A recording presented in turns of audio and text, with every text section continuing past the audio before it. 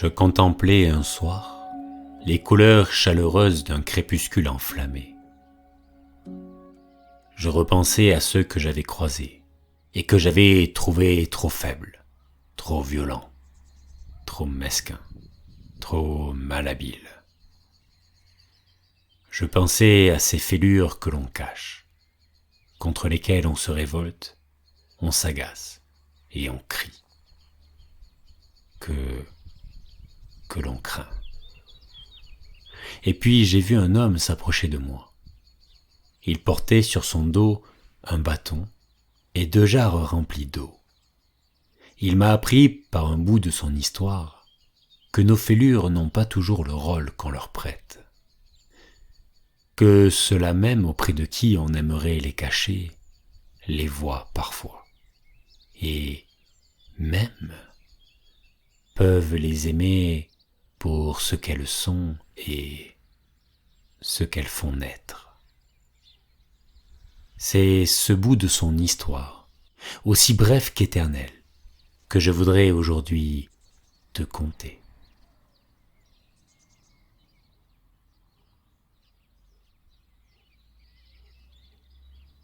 Il était une fois un pauvre homme, n'ayant que peu de biens, qui, tous les matins, allait remplir à la rivière 2 grosses jarres qu'il portait aux 2 bouts d'un bâton posé au travers de sa nuque. La jarre de droite était parfaite, joufflue, luisante, fière d'elle.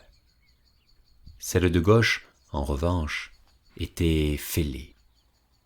Elle perdait son eau en chemin par une petite fissure qui courait le long de son bord. Et donc, elle s'estimait mauvaise. Elle en souffrait.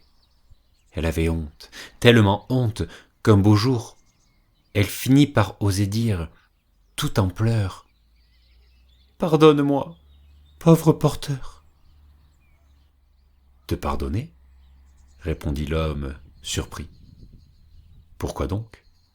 Qu'as-tu fait de mal? » « Allons, tu sais bien, chaque jour, tu nous emplis d'eau à ras-bord, tu t'échines, tu t'exténues à nous porter à la maison, et, quand enfin nous arrivons, ma compagne a fait son devoir parfaitement. Elle a la conscience tranquille. Moi, non. Je sens qu'elle me méprise. J'aimerais être comme elle, mais vois, lorsque tu arrives à la maison, je suis vide à moitié. Et tu dois m'en vouloir beaucoup. Oh, non, au contraire, lui dit l'homme. Regarde le bord du chemin de ton côté. Qu'est-ce que tu vois? Des fleurs? Partout. Elles sont superbes. L'eau que tu perds, jarre fendue, les arrose tous les matins. Tous les matins, elles te bénissent. Et moi, je te bénis aussi. Car, grâce à toi, chaque jour, je peux offrir un beau bouquet à mon épouse. Tu fais la joie de ma maison. Regarde de l'autre côté du chemin. Ta compagne, certes, est parfaite, mais que vois-tu? Des cailloux? De la poussière? Chacun fait selon sa nature. Ne change rien, ma bonne amie, et ne regrette pas tes failles. Vois comme elles nourrissent la vie.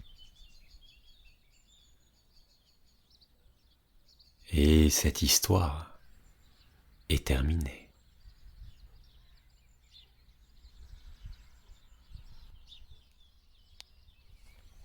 J'ai lu un jour, tout ce qui est or ne brille pas.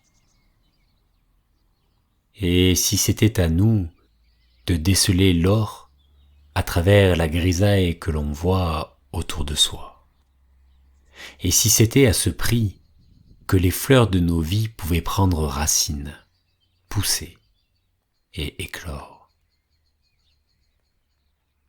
Sur les terrains sans faille, reste-t-il de la beauté à partager?